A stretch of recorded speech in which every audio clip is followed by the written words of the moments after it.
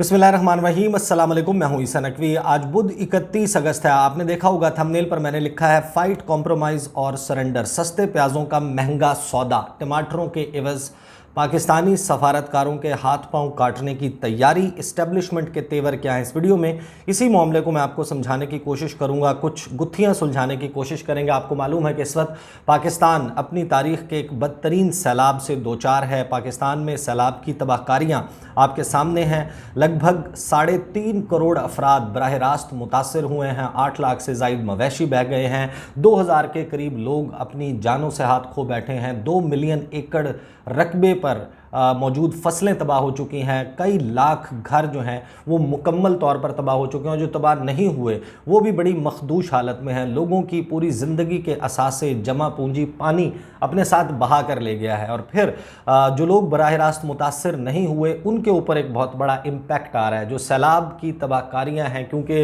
Road infrastructure तबाह हो चुका, पुल बहुत सारी जगहों पर जो राब्ता पुल है वो बह चुके, राब्ता सड़कें बह चुकी। उसकी वजह से जो बची कुछ ही फसलें हैं भी उनको शहरी इलाकों में नहीं लाया जा सक रहा, और उसकी वजह से आपके सामने मार्केट की सिचुएशन है। और एक सफ़ेद पोश आदमी, उसके लिए बहुत मुश्किल हो गया है कि वो नॉर्मल सब्जियां जो घर में इस्तेमाल करता है वो ख़रीद सके।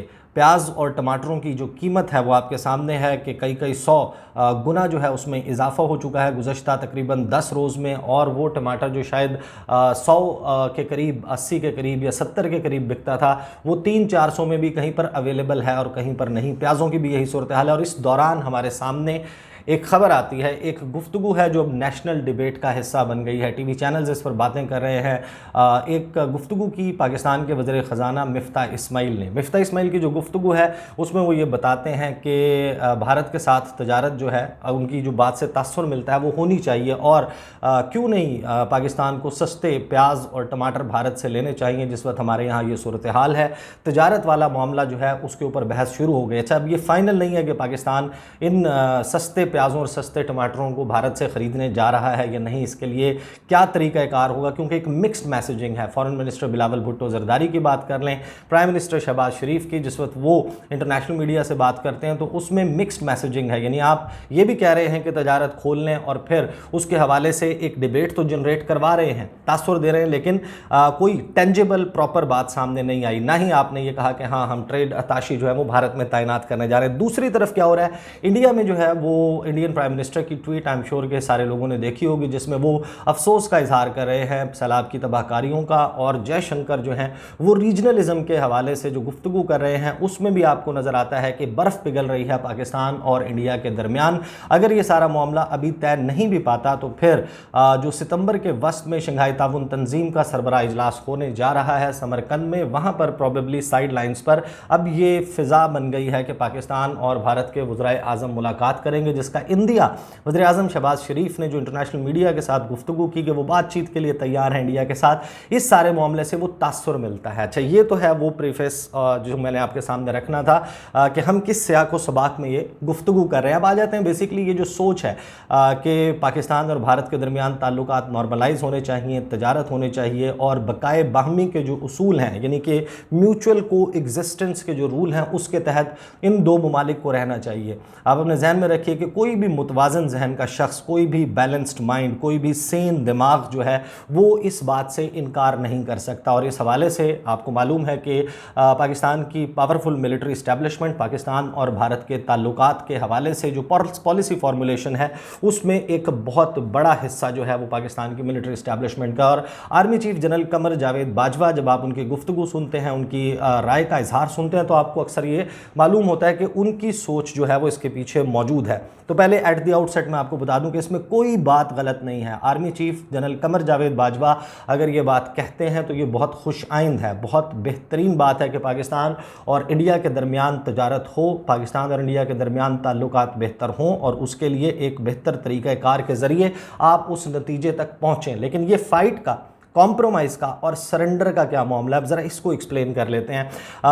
और उससे भी पहले मैं आपको एक ज़ाहिर है कि इस्टेब्लिशमेंट और नवाज शरीफ दोनों से एक बड़े करीबी सहाफ़ी हैं नजम सेठी साहब, मैं आपको उनकी एक गुफ्तगू सुनवा दूँ जो उन्होंने गुज़श्ता रात जो है वो की है अपने शो में। उनसे जब ये सवाल ये टमाटर और प्याज़ों का हुआ, क्योंकि मैं ये समझता हूँ कि अगर आप ये 400 रुपये का प्याज भारत से ख़रीदने के बाद 70 रुपये में अगर मार्केट में बेचेंगे या 70 या 80 रुपये में आप टमाटर बेचेंगे तो इससे महंगा प्याज और इससे महंगा टमाटर नहीं हो सकता, क्योंकि आप अपने उसूलों पर, कौम के जो और इस मुल्क के जो उसूल हैं, आप उनके ऊपर कॉम्प्रोमाइज़ करने जा रहे हैं। किस तरीके से करने जा रहे हैं? आप उस पर समझौता नहीं बल्कि सरेंडर करने जा रहे हैं। ये सुन लें पहले, फिर मैं आपको एक्सप्लेन कर देता हूँ कि 2005 का जब ज़लज़ला आया था तब क्या हुआ था, जिस वक्त कोरोना वायरस आया था तब क्या हुआ था, और ये काम करने से आपके मुल्क के सफारतकारों के हाथ पाँव कैसे कटेंगे। पहले ये सुने। आप समझते हैं कि अब ये वक्त आ गया है कि भारत के साथ भी हम कम से कम प्याज, टमाटर और जो बेसिक कमोडिटीज हैं उस पर तिजारत बहाल कर लें?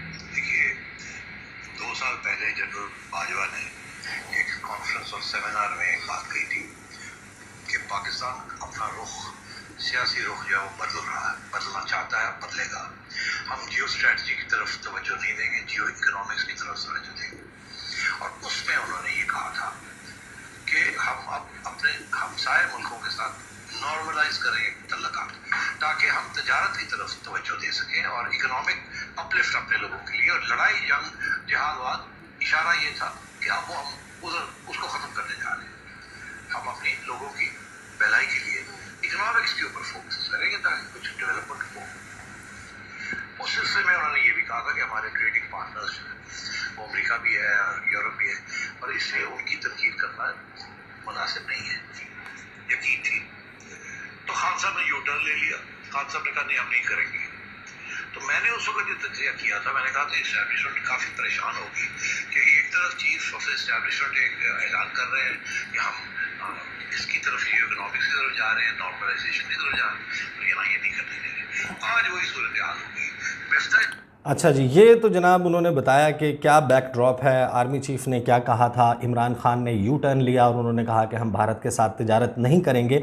अब इस मामले में 3 चीज़ें मैं आपके सामने पहले रखता हूँ और फिर एग्जैक्टली अगर आप ये करेंगे तो क्या आपका नतीजा निकलेगा, आपके सफारतकारों के पास क्या मौजूद है। अक्टूबर 2005 में ज़लज़ला आया था, बहुत बड़ी तबाही मची थी। उस वक्त जो है वो प्रेसिडेंट परवेज़ मुशर्रफ इस मुल्क के हुक्मरान थे। ज़ाहिर है कि ताकत जो है वो सारी उनके पास थी। वो भारत के साथ ताल्लुकात को नॉर्मलाइज़ करने के लिए, बेहतर करने के लिए कोशिशें भी कर रहे थे। और भारत ने उस वक्त ह्यूमैनिटेरियन असिस्टेंस ऑफ़र की थी। लाइन ऑफ कंट्रोल पर चकोटी समेत मुख्तलिफ मकामात को खोला गया था। जो इमदाद का सामान है वो आने जाने का सिलसिला हुआ। लोगों को कुछ लोगों को इलाज मुआलजे की, फ़र्स्ट एड की सहूलियात भी मिली। 2005 मुख्तलिफ था। हम बात कर रहे हैं अब, अगर आप अब की बात करें तो 5 अगस्त 2019 को क्या हुआ कि इंडिया ने जम्मू और कश्मीर में, लद्दाख में कुछ यूनिलैटरल यकतरफ़ा एक्शंस लिए और उनको यूनियन टेरिटरीज़ डिक्लेयर किया। वहाँ पर आर्टिकल 370 को एब्रोगेट किया। ये सारा जो मामला हुआ आपके सामने, उसके नतीजे में पाकिस्तान ने कुछ स्टेप्स उठाए। वो स्टेप्स क्या थे कि आपने उनके साथ तिजारत मुकम्मल तौर पर बंद कर दी, आपने डिप्लोमेटिक टाइज़ डाउनग्रेड कर ली, आपने उनसे ताल्लुकात को बहाली के लिए शर्त रख दी कि आप प्री 5 अगस्त पोजीशन के ऊपर जाएं और बात करें बैठकर कश्मीर वाले मामले के ऊपर। और आपने कुछ एक्सट्रीम पोजीशंस ली। कुछ डिप्लोमेट्स हैं जो कहते हैं कि ये बहुत एक्सट्रीम पोजीशंस थी, नहीं लेनी चाहिए थी, लेकिन आपने, मुल्क ने, आपकी रियासत ने ये इक़दामात उठा लिए। उसके बाद कोरोना वायरस का जो वबा है वो किस तरीके से फैली आपको मालूम है। जिस वक्त ये मामला उरूज पर था, पाकिस्तान ने उस वक्त एक जो एहसास कार्ड प्रोग्राम है उसके ज़रिए, जो कि बेनज़ीर इनकम सपोर्ट प्रोग्राम आप समझ लें जो आजकल है, उसके ज़रिए पैसे तकसीम किए। साथ ही एक रिपोर्ट आई कि इंडिया में बहुत शदीद किस्म का मसला है और पता नहीं कितने % उनकी आबादी ख़ते गुर्बत से, जो गुर्बत की लकीर है उससे नीचे चली जाएगी। तो वज़ीर-ए-आज़म पाकिस्तान इमरान खान ने ऑफ़र की इंडिया को कि आप हमारी सलाहियत से फ़ायदा उठाएं। हमने जिस तरीके से लोगों में कैश डिस्ट्रीब्यूट किया है, हम आपको अपना मॉडल दे देते हैं, आप उसको रेप्लिकेट करें। उस वक्त इंडिया की एक्सटर्नल अफेयर्स मिनिस्ट्री ने पाकिस्तान का मजाक उड़ाया था। उन्होंने कहा था कि आप अपना GDP देखें और फिर आप हमारे साथ बात करें, हम कितना बड़ा मुल्क है और आप एक छोटा सा मुल्क हैं। तज़हीक थी उनकी जवाब में, जो कि पाकिस्तान की ऑफ़र के जवाब में जो है उन्होंने किया था। उसके बाद क्या हुआ, ऑक्सीजन का मामला आया था जिस वक्त दिल्ली में और इंडिया के मुख्तलिफ शहरों में सड़कों पर लोग मर रहे थे। मैं प्याज और टमाटर की बात नहीं कर रहा, प्याज और टमाटर जो है उसके बगैर तो कोई शख्स शायद एंडलेसली जब तक उसकी ज़िंदगी है वो जी सकता है। अगर ऑक्सीजन मिलना बंद हो जाए तो शायद 2 मिनट या 3 मिनट में एक बंदे का दम निकल जाता है, मर जाता है। जिस वक्त उन लोगों को ऑक्सीजन की ज़रूरत थी, ऑक्सीजन कॉरिडोर के हवाले से बातें हुई, भारत ने उस तजवीज़ को नॉक डाउन किया। फैसल ईधी साहब जो कि ईधी एम्बुलेंस सर्विस आपको पता है दुनिया की सबसे बड़ी एम्बुलेंस सर्विस है, उन्होंने ख़त लिखा इंडियन हुकूमत को, ऑफ़र की कि हम आपके पास एम्बुलेंसेस भेज देते हैं, आपके लोगों को सड़कों के ऊपर कम से कम वो ना मरें, हमारी एम्बुलेंसेस में ऑक्सीजन सिलेंडर मास्क ये भी मौजूद होगा, हम आपकी मदद करना चाहते हैं। उन्होंने उस मदद को भी ठुकरा दिया। इसके पीछे जो है वो एक बहुत ही अहम मामला है, ये सफारतकारी से जुड़ा हुआ। अच्छा, लड़ाई जो है वो हो जाती है, 2 बहन भाइयों में हो जाती है, भाई भाई में लड़ाई हो जाती है, बाप और बच्चों के अंदर लड़ाई हो जाती है, माँ और बच्चों के दरमियान लड़ाई हो जाती है, बिरादरियों में लड़ाइयाँ हो जाती हैं, कबीलों में लड़ाइयाँ हो जाती हैं, शहरों में सियासी जमातों में लड़ाइयाँ हो जाती हैं, ममालिक में लड़ाई हो जाती है। लड़ाई का नतीजा क्या होता है? लड़ाई को ख़त्म करने का तरीका ये होता है कि आप एक पंचायत बिठाते हैं, या फिर आप पंचायत को अगर आप दूसरे टर्म्स में बात कर लें तो आप मुज़ाकरात कार बिठाते हैं, एक सालिस बैठता है, आप दरमियान में उन टर्म्स को नेगोशिएट करते हैं। पाकिस्तान अमेरिका नहीं है, पाकिस्तान के पास FATF का सहारा नहीं है कि आप इंडिया को ब्लैक लिस्ट में या ग्रे लिस्ट में डलवा सकें। पाकिस्तान के पास IMF कंट्रोल पाकिस्तान नहीं करता कि आप उसके ज़रिए किसी मुल्क की आर्म ट्विस्टिंग कर सकें। आपके पास कोई commission for international religious freedom नहीं है, कोई आपके पास काटसा का कानून नहीं है जिसके तहत आप किसी मुल्क पर पाबंदियाँ लगा दें। ले दे कि आपके पास कौन से सफारती कार्ड हैं? आपके पास सफारती पत्ते ये हो सकते थे कि आप इंडिया के साथ ताल्लुकात को नॉर्मलाइज करने के लिए और एक बकाए बहमी के उसूल के तहत जीने के लिए आप ये कर सकते थे कि आपका जो लाइन ऑफ कंट्रोल है अगर वहाँ पर वो हॉट होगी, वो ठंडी नहीं होगी, मामलात गर्म होंगे, इंडिया को भी मालूम होगा, पाकिस्तान को भी मालूम होगा, दोनों उसके बर्nt को महसूस कर रहे होंगे, तो ये चीज़, ये एहसास भी जो है वो शिद्दत से आपके अंदर मौजूद होगा कि नहीं, बैठकर इसको हल करें ताकि उसके नतीजे में ये मामला नॉर्मलाइज हो जाए। इसी तरीके से तजारत वाला मामला, इंडिया ने इंटीग्रेटेड चेक पोस्ट बनाई, मोनाबाव से लेके जो ख़ास तौर पर जो अमृतसर के साथ पाकिस्तान का बॉर्डर मिलता है, अटारी वाघा बॉर्डर, वहाँ पर एक बहुत बड़ी इंटीग्रेटेड चेक पोस्ट बनाई। मुझे याद है कि मैं इंडिया गया, इंडिया में एक पेपर मिल है, मैं नाम नहीं लूँगा, ज़ाहिर है कि लोग फिर उस तफसील में चले जाएंगे। एक पेपर मिल है, उसके मालिक जो है उनके साथ हमारी मुलाकात हुई, उन्होंने हमें बताया कि ये बड़े पैसा लगा के इंडिया ने बनाई है और जो आपका रिंग रोड है, उन्होंने बड़े दावे से कहा, उस वक्त शहबाज शरीफ साहब जो हैं वो वज़ीर आला थे, उन्होंने कहा कि आपको लगता है कि ये लाहौर वालों के लिए रिंग रोड बनी है? नहीं, ये हमारे लिए रिंग रोड बनी है और यहाँ से हमारा सामान जो है वो पाकिस्तान और फिर पाकिस्तान के रास्ते अफ़गानिस्तान और दीगर सेंट्रल एशियन ममालिक तक जाएगा।